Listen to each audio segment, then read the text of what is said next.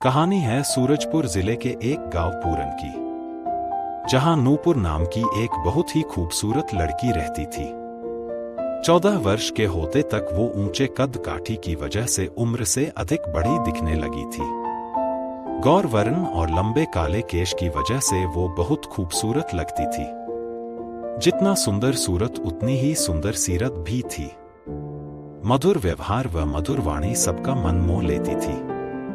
यही वजह है कि इतने कम उम्र में उसके लिए रिश्ते आने लगे थे, पर वो अपने 4 भाइयों को एकलौती बहन थी। सबकी लाडली अभी पढ़ना चाहती थी, पर समस्या ये थी कि 8वीं के बाद उसे 3 किलोमीटर पैदल चल के जाना पड़ता था। भाई सब बाहर चले गए थे। उसके साथ की सहेलियों के विवाह हो चुका था। किसी तरह माँ को मना लिया आगे की पढ़ाई के लिए। पिता तो पहले से ही उसके पढ़ाई के लिए तैयार थे। जुलाई से उसने 9वीं कक्षा के लिए पूरन से प्रेम नगर जाने लगी, जो एक कस्बा था। कॉलेज भी खुल गया था। जब वो जाती तो एक तालाब पड़ता था, जहां पीपल के पेड़ पर अस्थियां लटकते रहती थी, जिसे देख नूपुर भय से कांपने लगी। हवा के झोंके से पीपल का पत्ता डोलता तो वो और भी भयभीत हो जाती थी। कोई राहगीर भी भूले से नहीं दिखते थे। वैसे भी 12 बजे से शाम 5 बजे स्कूल का समय रहता। इस वक्त लोग घर पर या खेत पर रहते। पीपल पेड़ के सामने श्मशान घाट भी सामने था। उसे भय लगता, वो वहां से दौड़कर आगे निकल जाती थी। आगे कुछ दूर पर फिर एक तालाब मिलता, पर वहां जाकर उसे भय नहीं लगता था। पता नहीं क्यों नूपुर को आगे के तालाब के पास ऐसा लगता जैसे यहां चहल पहल है। पच्चाप भी सुनाई देता, पर कभी वो पलटकर नहीं देखती थी। उसका सिद्धांत था पलटकर नहीं देखना। एक रोज उसके पिताजी ने पूछा, बेटा पढ़ाई कैसी चल रही है, कोई परेशानी तो नहीं? नूपुर ने कहा, कोई दिक्कत नहीं पापा, पर रास्ते में पार्ट 2 श्मशान घाट पड़ता है, बस वही डर लगता है। तो जब भी श्मशान घाट से निकलो तो उस जगह को प्रणाम किया करो। कोई चिता जलती दिखे तो भी हाथ जोड़कर उस मृतात्मा की शांति के लिए प्रार्थना किया करो, फिर कोई डर नहीं। यही जीवन का सच है मेरे बच्चे, और सबकी मंजिल भी यही। एक दिन तो सभी को यहां तक पहुंचना ही रहता है। कभी भयभीत नहीं होना। जो मर चुका उससे कैसा भय? हाँ पापा, आप सही कह रहे हो।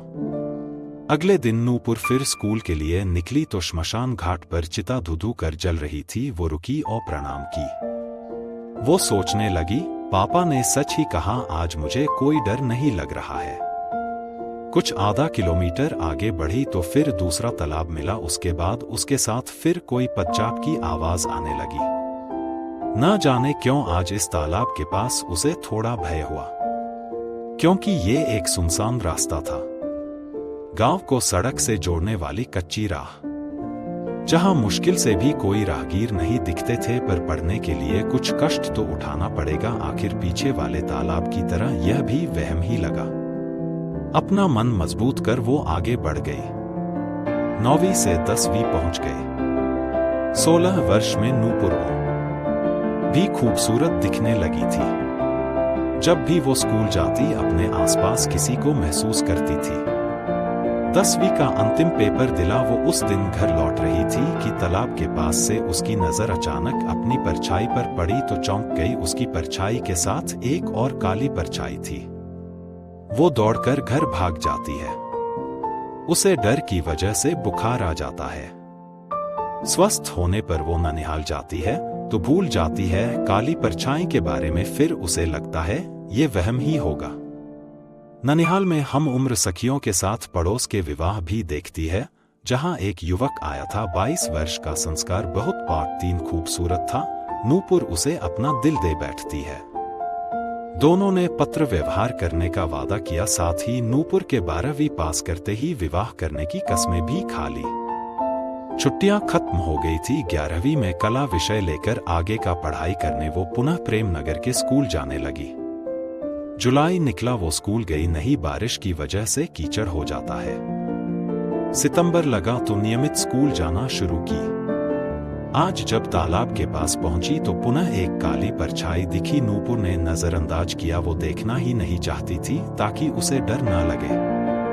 वापस जब आई तो स्कूल के पास से तालाब तक, फिर काली परछाई साथ आई तालाब तक। हफ्ते गुजर गए, अब तो उसकी हिम्मत जाती रही। दिसंबर की ठंड, वो स्कूल से लौट रही थी। 5 बजे धूप जा चुकी थी। उसे आश्चर्य हुआ कि इसके बावजूद वो काली परछाई उसके साथ है। उसने गौर किया तो वो किसी पुरुष की परछाई थी। वो भय से कांपने लगी, पलटकर इधर उधर देखने लगी पर कोई नहीं था। कौन कौन है ये, किसकी परछाई है, सामने आओ, कौन हो तुम? तभी एक सुंदर सा युवक उसके सामने आया। एक तीव्र इत्र की गंध वातावरण में फैल गई। डरो नहीं प्रिय, मैं हूं। कौन हो तुम? मैं तुमसे प्रेम करता हूं।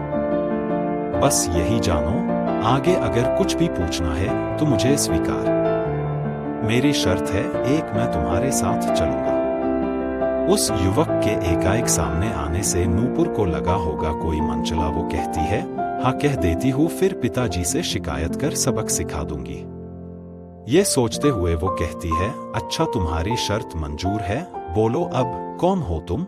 अपना परिचय दो, क्यों मेरा पीछा करते हो? कहाँ के हो? अनजाने में नूपुर ने उस युवक को निमंत्रण दे दिया साथ चलने को। वो कहता है, मैं यही तालाब में डूब के मरा था, सलीम नाम है।